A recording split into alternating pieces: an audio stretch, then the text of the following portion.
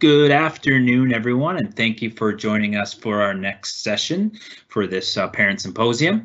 For this session, which is called Supporting Families of Children with Special Needs, we're featuring Sophia Tate. And Sophia Tate works in Peel. Her background is supporting people with disabilities, and she's been doing that for over 10 years. Currently, she's working and supporting adults in North Halton, and she's also currently the chair of the school council at McCrimmon. So for this session, she'll be discussing how families can support their children with exceptionalities during these COVID times. And she's going to share how parents and caregivers can navigate systems through these COVID times, as well as discover how to stretch your respite funding dollars and learning how to continue to do your best as we take care of yourself and your children during this COVID time. So I'd like to welcome Sophia and welcome everyone for joining us. Thank you. And if you have any questions, please feel free to put them in the chat.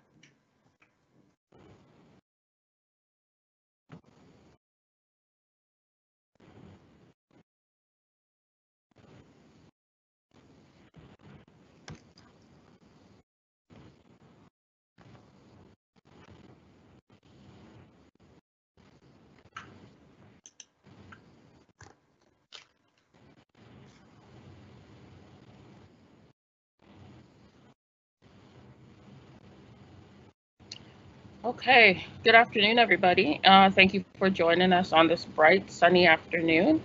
In order for you to understand a little bit about where I'm coming from with what I do in the community, I am a mother of four, 2 older, 2 younger. All 4 have gone through McCrimmon Middle School.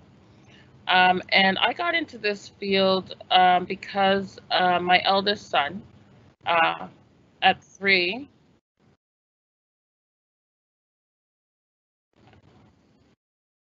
I'm getting a delay. It sounds okay with us, Sophia. Okay. All right. So when my son was in childcare, the center's teacher said that he was delayed in some areas, and I didn't know what to do. So what I decided to do was, since the teachers were early childhood educators, okay, and so because the teachers were ECEs, they decided that he needed a lot of support. And I thought to myself that if I was going to help him, I had to get some education around how to help him. So I decided to take the early childhood education program at Harvard College to support him. And through that process, I was able to support him with his development, got a better understanding of how he learned, what he needed from me, and that's how we progressed throughout the next few years. As I went on to do more studies, I became a resource consultant, and I worked for the hospital in their early intervention program for 10 years. And as time went on, I've done additional training, and I realized that there's a lot of families that didn't understand the process, how to navigate the system. And so I decided to start my own business. And that's what's led me up to today. I'm very passionate about the families I support and how I can better help them. So during this COVID time, a lot of families are suffering. They're concerned, they're worried. And so to be part of this symposium has been a great opportunity for me to share some of the things that can be done to help build the family and keep them together. Just to let you know, there are still some organizations that are still providing support one-to-one, and that's in the family's home. They're not easy to come by. but it's a lot of searching, a lot of information, and asking questions. The other thing too is you need to define quality. Now, when I say quality care, I mean somebody who knows what they're doing. It's not um, tutoring. It's actually working with the child on their developmental concerned areas. The other thing too is reaching out to your school for information regarding support. They can still provide you with help, but if you don't know, you're not going to seek them out. There's a lot of information they can share with you how to get additional supports for your children. When we're talking about receiving support from family members, reach out. You don't know until you ask your family. What can they do for you? Sometimes it's just a matter of, can you come in and give me a half an hour of your time so maybe I can go take a shower, maybe I can go make a meal, maybe I can go and support the other kids that I'm raising. So sometimes it's not that you need a whole day. Sometimes you just need a couple of hours to take care of you and allow you to continue supporting your children. A big thing parents don't think about is organizing your home to where it works for everybody. So yes, um, you might be distracted by your child who needs a little bit more of your time, but organize your home to meet the whole family's need. Okay, so it might be that you provide a quiet corner. It could be that certain things you do outside the home. But with COVID going on, we have to make sure that the whole family, uh, family's needs are being met to one degree or another. Okay. Remember that you're not alone in this adventure. I like to call it an adventure because we never know what COVID is bringing to us. We are struggling. We're stressed, overworked. We're no longer just parents, teachers. We're mentors. We are therapists inside our own home, and that can take its toll on parents, right? So you got to remember to seek out, search for help um, when it's needed. Focus on the positive aspects of the day, right? Your day could have been horrible, but if you can pick one specific thing out of it that made you smile or made you think back to a happy time, then pick that out and focus on it, concentrate on it, um, and just enjoy the fact that you have uh, a moment that will bring back joy to you and maybe the family. One of the biggest things I like to say to families is pick your battles. This is a huge, not every behavior, not every task should be a battle. Okay. It's okay to say, you know what, this one is not worth battle. For example, in my home, when my kids were going through high school, my older, um, they would wear different socks. Their socks wouldn't match. And to me, I thought, you know what, I'm gonna go to school, and the kids are gonna tell them that why you wearing two different socks. So it wasn't a battle for me, but for my husband, it was a huge battle. He couldn't tolerate the idea of them wearing different colored socks. So it started his day out miserable while I just sat back and thought, you know what? They're teenagers. Their friends are going to tell them. All right. So picking your battles is a huge thing that can relieve a lot of stress in the home from the minute the child wakes up. And the good one is remember Sophia, I don't know. I sometimes, just want to yes, sorry to interrupt. If you want to, I don't know if you wanted to put your camera on. Just right now, your camera's off. my camera's off. Just like your personal camera. Is that I just better? can't see your lovely face. Is that good? Just waiting for a potential delay. Yeah, we still can't see your, I don't know if you have another camera on in another screen.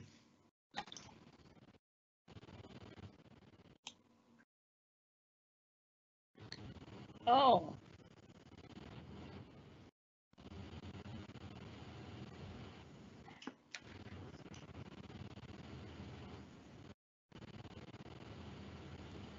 There we go. Looks like it's coming up. Is that bad?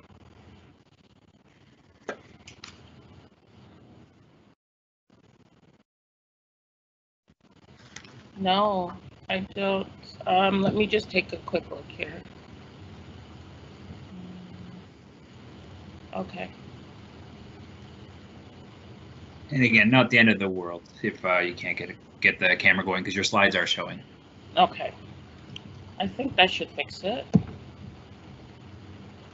Maybe not. Okay, I'll continue to talk. I'm sorry about that. I'm not too sure what's happening. Okay. So again, going back to remembering, just to take the opportunity to breathe is a great thing to remember when your day has become stressed and overwhelmed and you're not too sure what to do. Is just take that opportunity to inhale and relax. Okay. Next slide, please. Okay, navigating services during COVID. Now, this is a huge thing. One of the things that I found out is that getting information is not the easiest thing when you're searching for services. Been there, done that, all through supporting my son with his needs. So what I'd like you to start with is, try to investigate your options, right? What are the options out there that you need? What are you looking for? Don't just go in thinking, I'm not too sure what I need, so I'm going to search for something. Sit down, take your time, write a list out of what your options are. So that the option could be, are you receiving funding? Do you need funding? What government support services are out there during COVID? And really think about it before you go searching the internet, okay? You need to understand what your needs are versus your wants, okay? We want a lot of things for our children, but right now during COVID, what is it that you really need for your child to support your child going forward? And unfortunately, due to the restraints on COVID, right now, I think the majority of it is financial needs that you can try to tap into out there. So it allows you to purchase things that might support your kids at home, that might allow you to have some freedom. Okay, maybe hire somebody to come in and care for your child while you take a break. Okay, understand that wait lists are long, but it is better to be on one wait list than on nothing. Okay. I don't know about you guys, but I realize that time is flying. The months are catching up to us. And, back in January, you might be thinking, oh, I'm going to put my child on a wait list because, it's 6 months away or it's a year away. But here we are entering almost the middle of the year. So it could have been that you could have been on the wait list for 6 months. Okay, so don't be afraid of wait lists. Okay, that just means that there's a lot of service out there, and the more people that go on a wait list lets the government knows that they need to be pouring more funding into that waited area. So take the time and just fill out the papers and get on a wait list for the services that you need. Later on, things that you want might be a little bit easier to get, but right now, focus on the things that you really, really need to support your child. Learn about what your rights are as a parent and what the rights are of your child in the school board.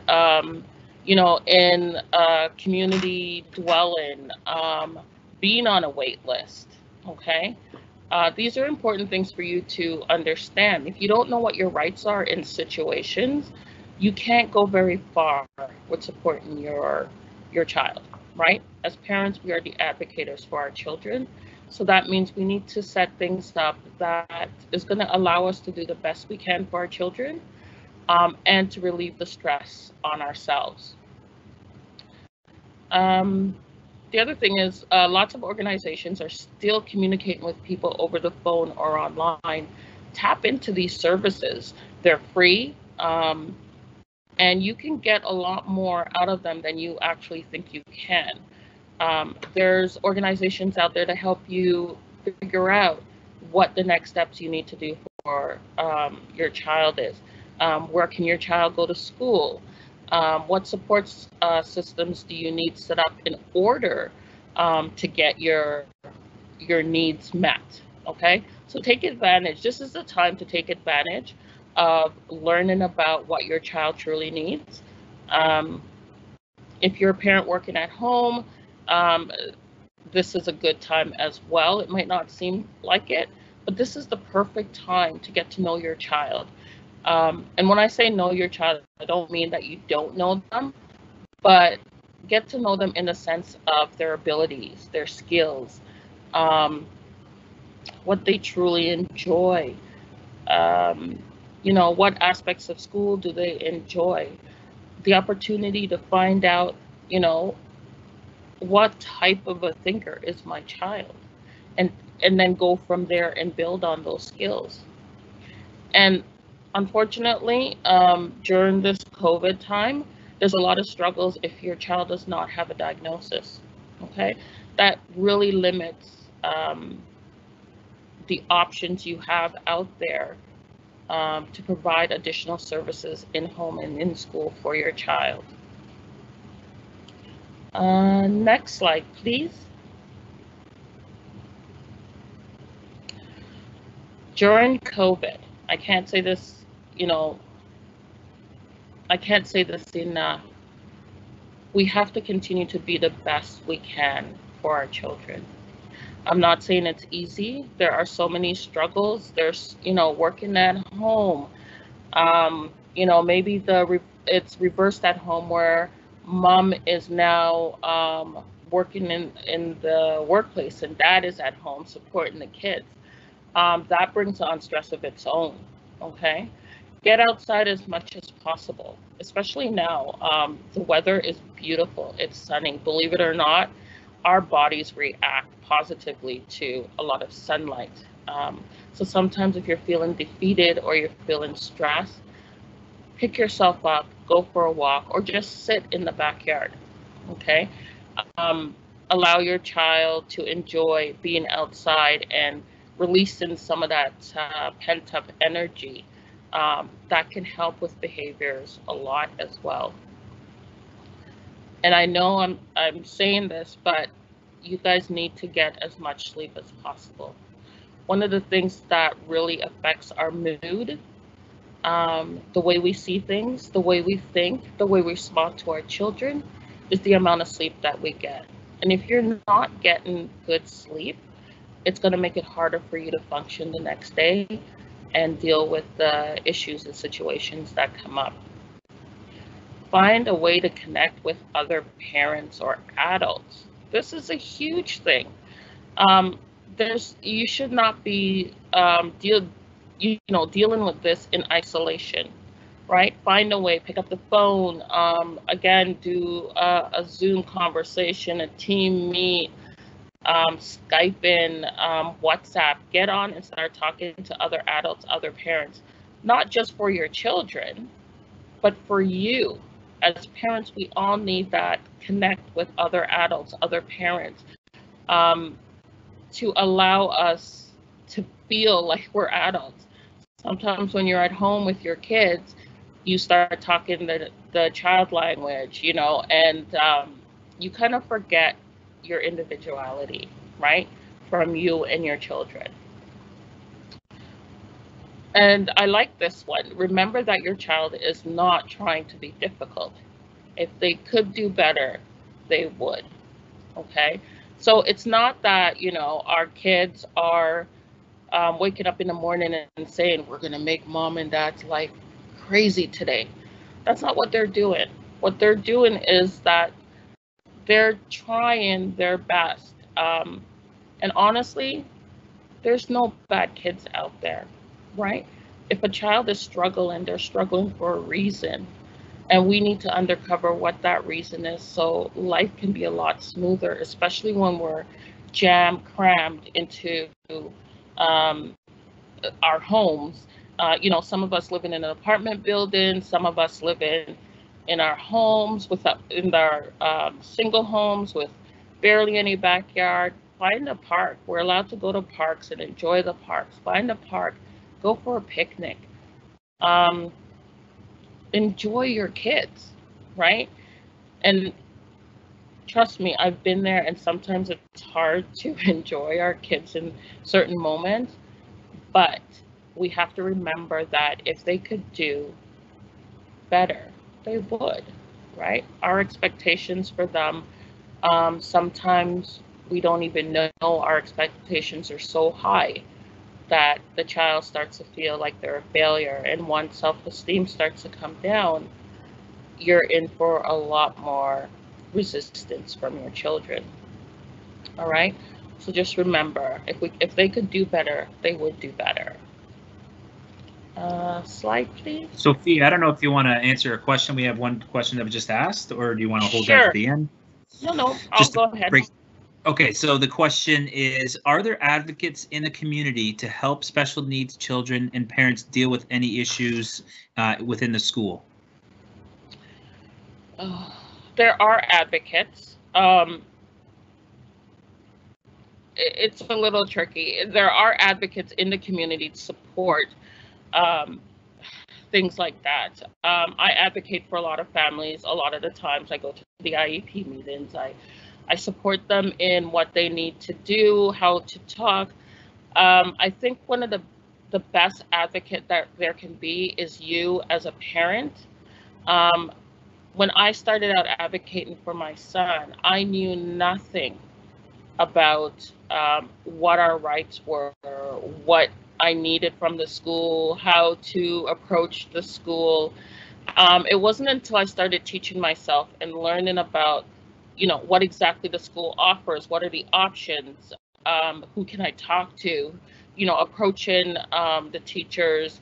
And then typically, if none of that is working, that's when families normally seek outside support. But I must say, from my experiences, yeah, I've had some trouble in the sense of not bad trouble, but just misunderstanding with teachers and the school itself. But when I learned about what the school could do for me and what I can do for my son while he's in school, that opened up a lot more. Well, not open, but it got rid of a lot more anxiety for me, and I became a better advocate for my son, even through his college years. I hope that answered that question.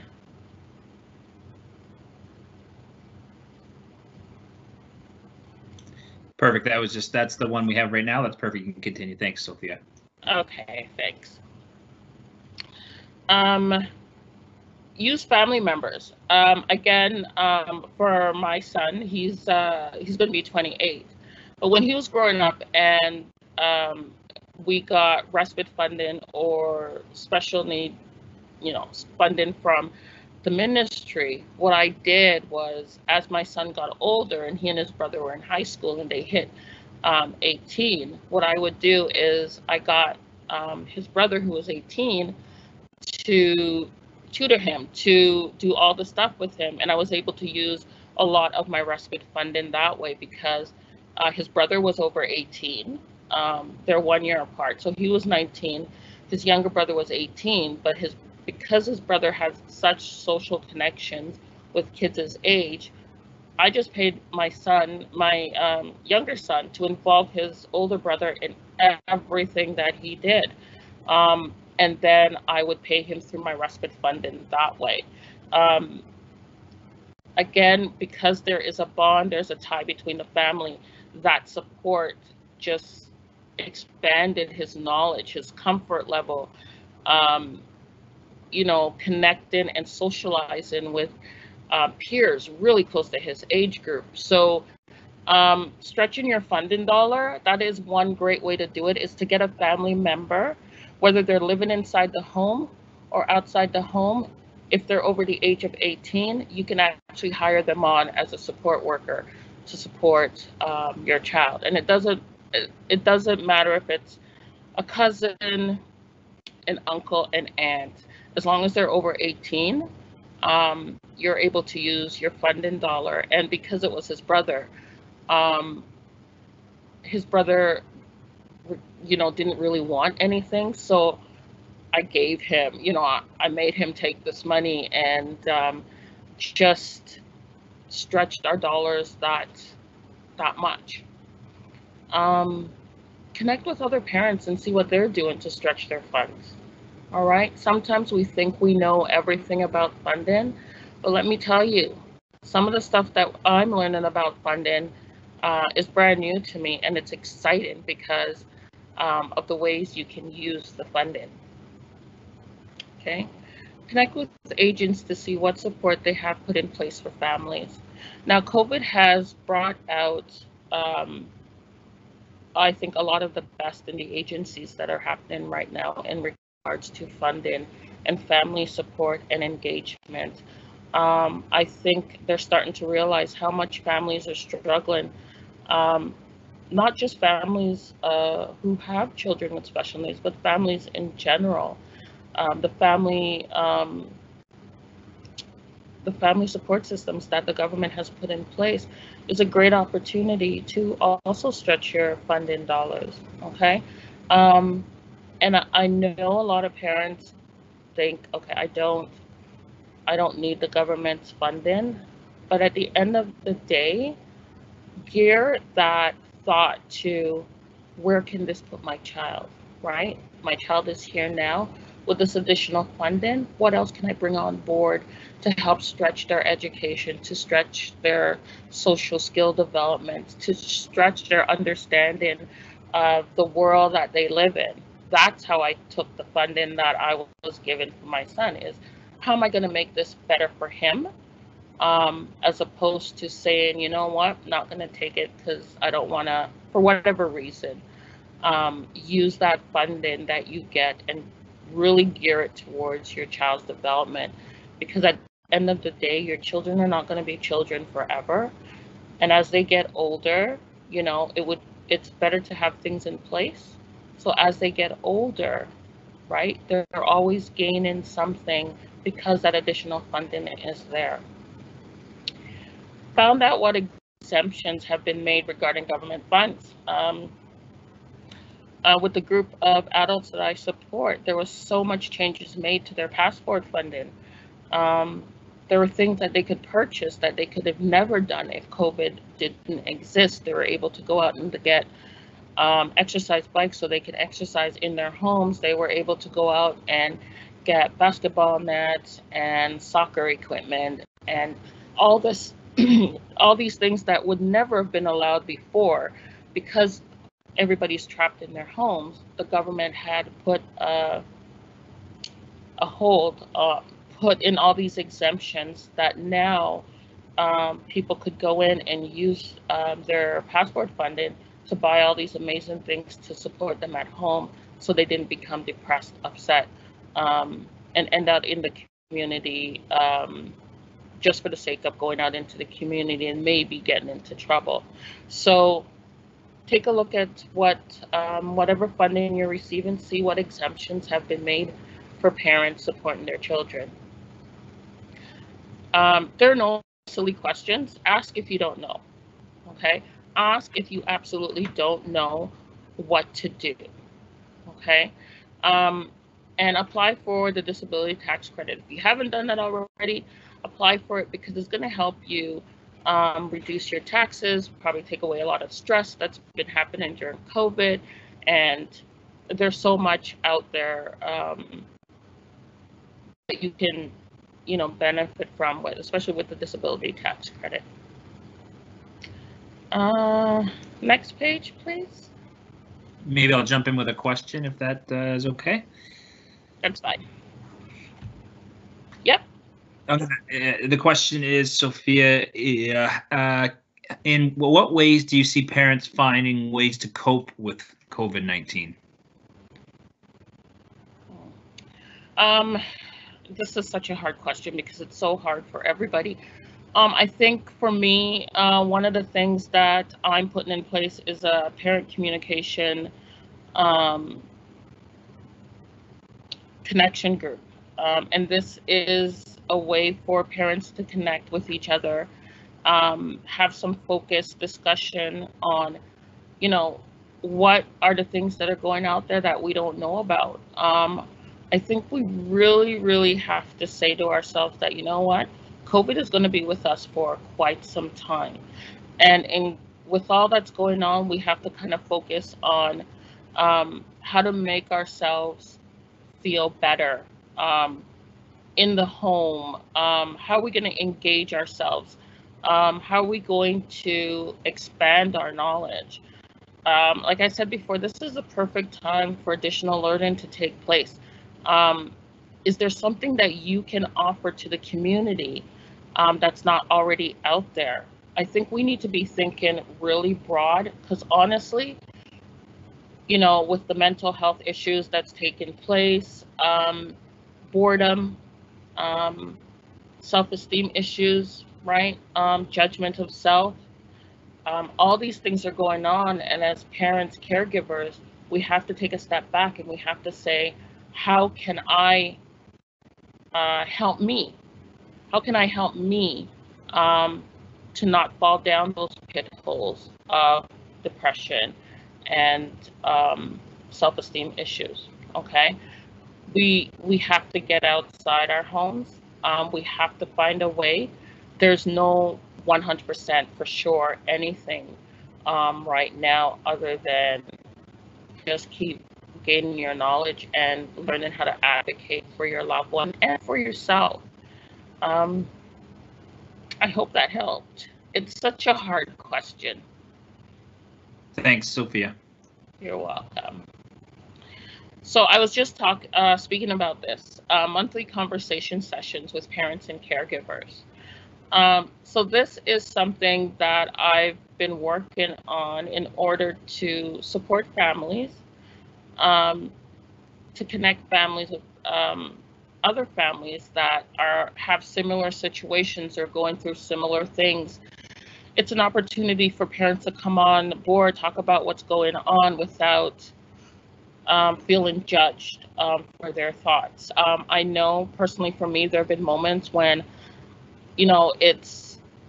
I've gotten to the point where I just wanted to scream. And I did. I went outside and I screamed and got it off my chest. But sometimes that doesn't work for everybody. Sometimes you want to talk. Sometimes you want that connection.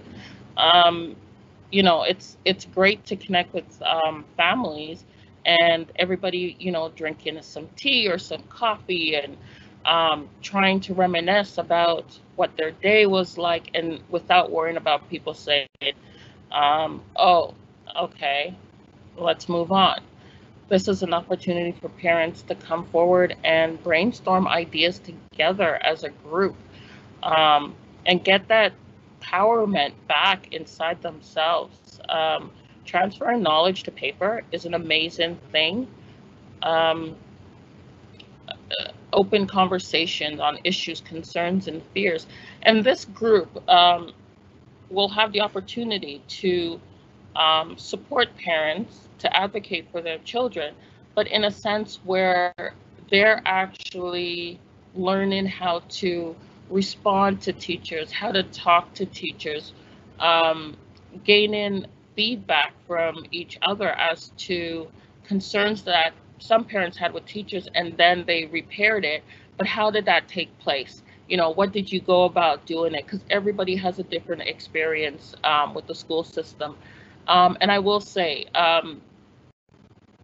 being a parent who's had 4 children go through the Peel District School Board, I am overwhelmed with the amount of support I received with my son, because I started not being afraid of speaking to people about what we were going through at home and how it was affecting us. And the teachers that came into my son's life, yeah, some of them weren't the greatest, but I will admit, 9 times out of 10, my experiences have been amazing with teachers. So don't be afraid to reach out to the teacher. Don't don't listen to what other people have said. You have to experience it for yourself. And like I said, nobody's perfect in this world. There will be mistakes, but it's up to us as advocates for our children to say, you know what? I'm not going to be afraid anymore. I'm going to ask the questions I need to ask, because that's the only way I'm going to be able to help my child be successful in his future. Um, so if it means that you have to think about your child and, you know, rethink the way that you approach people's situations, that's what you need to do. Because at the end of the day, you're with your kid 24/7 and for the rest of your life. And you want to take care of things before negative things happen. Okay? Um, Stress and frustration. This group um, will be there to support with the stress issue, the frustration issue, because a lot of the parents have been there, they've done it. Some parents have kids who, went through the school system beautifully and might want to participate to share some of their stories. We might have parents who come on and they're so frustrated with what's going in school. Maybe they think their child is not learning enough. But this is a group where parents can come out and share their thoughts, their feelings, and they can be honest about their feelings without feeling that they're going to be judged um, for the way that they feel about a situation that's taken place. Um, and I will say, kids are not perfect. I'm not perfect as a parent, but there are moments where you have to sit back, going back to pick your battles, where you just have to laugh something off. Okay, we don't need everything to be a gruesome experience, but there comes a time when you have to say, okay, what was the worst thing that happened out of that situation? Was anything learned? Am I going to cry or am I going to laugh it off? As parents, we have to do that in order to advocate for our children. Okay. And again, this will be a non-judgmental atmosphere where, um, again, parents, or grandparents who are caring for their grandchildren, this is a great opportunity for them to come on board and say, you know what, this is what my day was like today. I don't know if I can continue another day, and this is the group to help them get that back, get their steps, to say, you know what, at the end of the day, my kids need me. They need me to be strong. They need me to continue to advocate for them. And it's okay that I'm having a lousy day. Everybody has a lousy day. It's okay. So that's what this conversation session that I'm working on is going to be set up to do. It's to support parents in a way they've never been supported before. There's opportunity for parents to be coached through, if you have kids that are in kindergarten, moving on to middle school, there's an opportunity for some parental coaching to kind of landmark your child's steps through adulthood into high school and beyond. So I'm hoping that parents will come on board and share their thoughts and check out what's going to be happening with this monthly group conversation. Next page, please.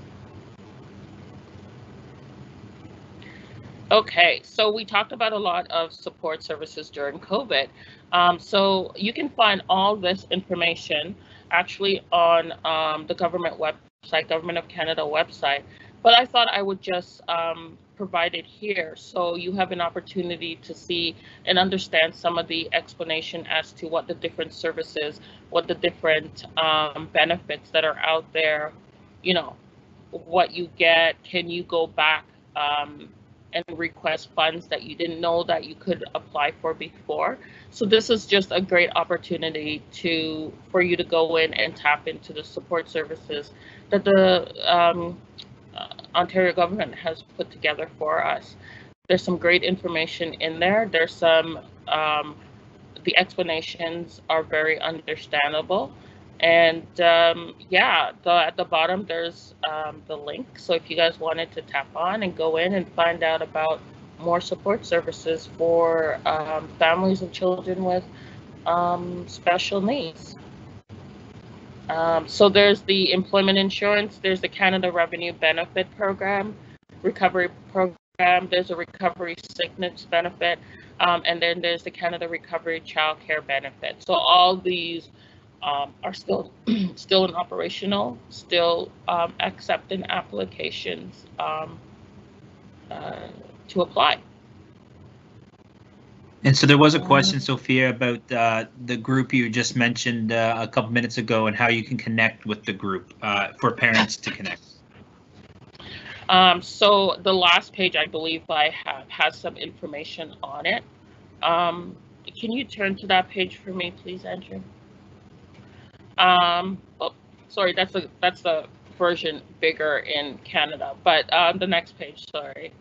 Yes, so you can connect with me, my number, my website, and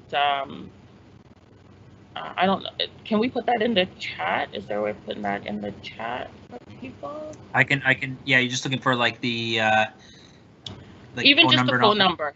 Yep, yeah, the phone number would be great. Right, okay, no thanks. I take a lot of phone calls. I support a lot of families just with questions that they have. But again, like I was talking about the coaching stuff, if you call me up and you want to set up a coaching session, that's great. What I normally do with families is we sit down and we discuss where their child is now, and we kind of plot out where they want them to be by the end of elementary school, and then when that's over, we plot out where they want to be by the end of high school. So it's kind of broken down into chunks, so it's very understandable and it's achievable, these supports. So I think I've talked your ears off. I hope you found this information extremely helpful. If you have any questions, please just reach out to me and connect with me. And absolutely, I'm just thrilled that I'm here today to be able to support my community and the families that are out there. So I hope you guys had a good time. I'm sorry you couldn't see my face, but if you have any questions, please feel free to ask. Thank you, Sophia, for taking the time today. This was awesome, great amount of stuff that we can learn and take away from, for sure, and just acknowledge the difficult times that we're in.